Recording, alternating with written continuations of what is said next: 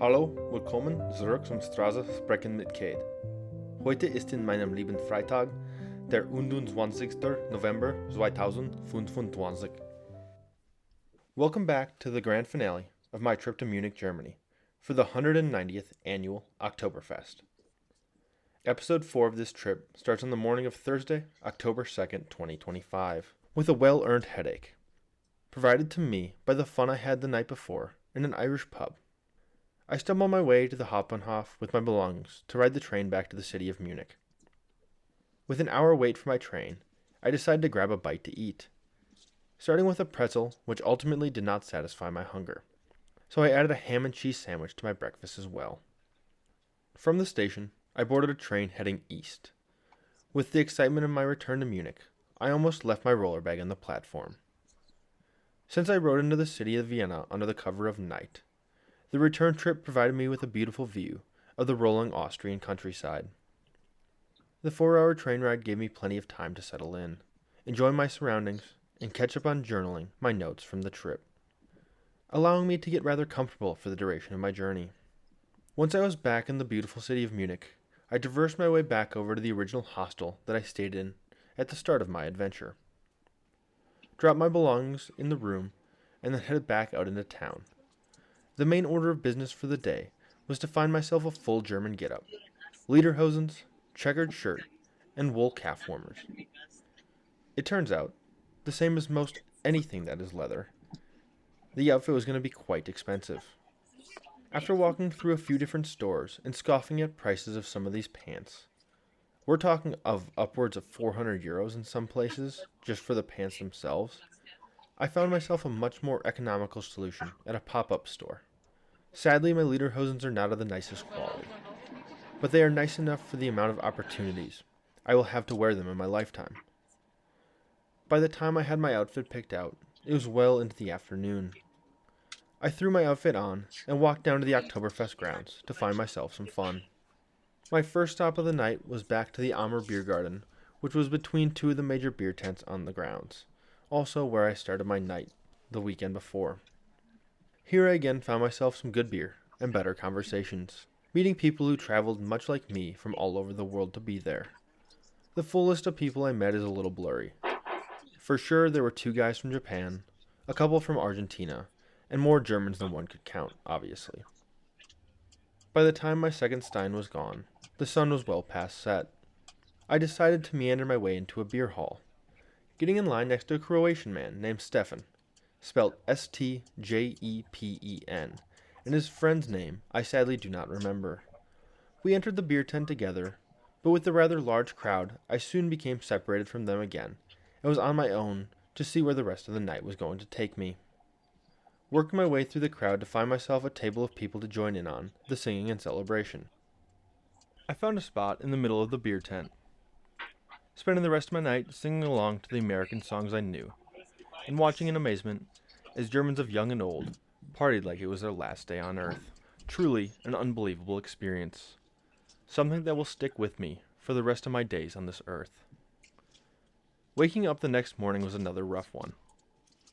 With drunk men snoring in my hostel the whole night, and the pain of having too much fun the night before, and on the whole trip, I struggled to start my last day in Munich, wanting nothing more than to stay in bed for the rest of my trip, as my body had enough over the past 2 months of travel. However, knowing that I might never get to come back to this place, I willed myself out of bed.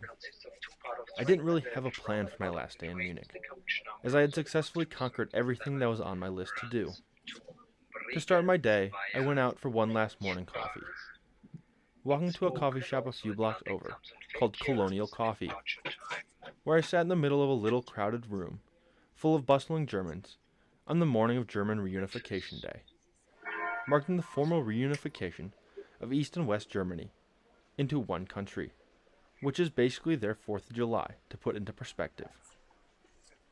For someone who doesn't drink coffee a whole lot, this trip really gave me a love for coffee shops. The uniqueness of every location, the coming and going of customers starting their day, the spontaneity of how the place operates gives me a sense of aliveness. Pulling out of the story real quick, as we're coming into the winter months in Asheville, I look forward to the short days and returning back to the coffee shop in Asheville to write and read on my Saturday mornings. To look back into my last day in Europe, I then walked into the city center to do a little shopping for myself. I am very bad at buying things for myself, but I had to acquire a decorative Bavarian beer stein, allowing me to add to my collection of knickknacks that I have in my apartment to commemorate the trips I go on. It wasn't as big as I wanted it to be, but the price of the object in question was also twice as much as I thought it was going to be. With my already limited space in my suitcase, I bought what I deemed to be acceptable, and got a few more knickknacks from the rest of my family as well. The last thing I did in Germany was one last night at Oktoberfest. But with it being a Friday and a national holiday in Germany, that was a much more difficult experience than my previous days on the grounds. Crowds like I've never seen before anywhere, making college football games look like empty parking lots. I had a few beers and called it an early night, as I had a flight to catch the next morning. So this is where I will end my adventure, at a table in a beer garden at Oktoberfest in the city of Munich, Germany. Before ending the episode, however, I want to do a recap of the trip looking back on it, now that we're 2 months removed from the adventure. Starting with the German as a people. As someone who was raised in a heavily German-influenced household and surrounding community, even broader in the state I grew up in, the German people are extremely efficient in everything that they do, something I admired about their culture, long before stepping foot in their country. From the train system to the way they maneuver while walking down a street, there is no wasted movement, no wasted time. They are incredibly industrious in a way to make the world around them work better for everyone, something that I see much in my hometown and in my home in general. The people, the way we talk, the way we work, we're built to be extremely efficient, and it's something I believe that comes from our ancestors that came over from Germany long ago. And I want to thank them for that, as I think it's a good skill that we have and carry with us. Beyond the people themselves, the world that their ancestors built so naturally fits the surrounding areas. Before the world of glass skyscrapers and steel structures, the world was built with more natural earthly materials. Not that those aren't earthly materials by any means, but I'm talking about stone, stucco, and wood. Walking through the streets of an old city like Munich leaves me in awe at what people could do with such simple items and such simple tools. They took from the ground what was available to them and built structures that will outlive and outglorify anything that is created in the modern world. I want to thank them for that, as they provided me with gifts I'm so lucky to be able to lay my eyes on. The German people and the rest of Europe as a whole carries thousands of years of history that I hope to enjoy many more times over the course of my life. To end the episode, I want to talk more about my own feelings and emotions regarding my outtake, now being removed from my immediate experience on such a splendid trip. This trip was a life-altering experience in more ways than one. I knew from the time I booked this trip, it was the most ambitious trip I've ever done by a wide, wide margin. An adventure that I have been talking about since the days of COVID.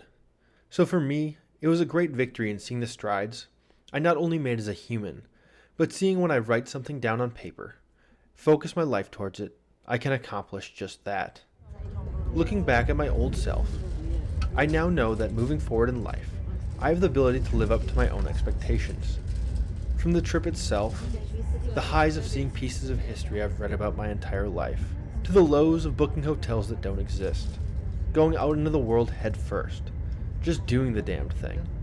Now I'm provided with a story to talk about for the rest of my life. The trip to Oktoberfest was worth every cent it cost. I would pay double to be able to have a similar experience in life again. I never in my life felt so fulfilled as I did on that flight home. Still to this day, my confidence in myself, in my life, in my soul, has never been higher.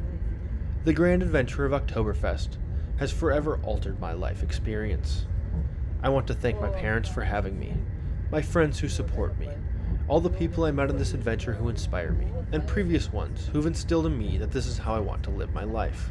Lastly, I want to thank myself for taking this gamble on life. 2 years ago, I left home not knowing what the world had in store for me. I fell. I failed. I regathered myself from nothing. Now my life is filled with meaning that I so long chased I thought it to be only imaginative. Pros to Oktoberfest and a trip well traveled. With all that being said, thank you for listening. I love you. Bye.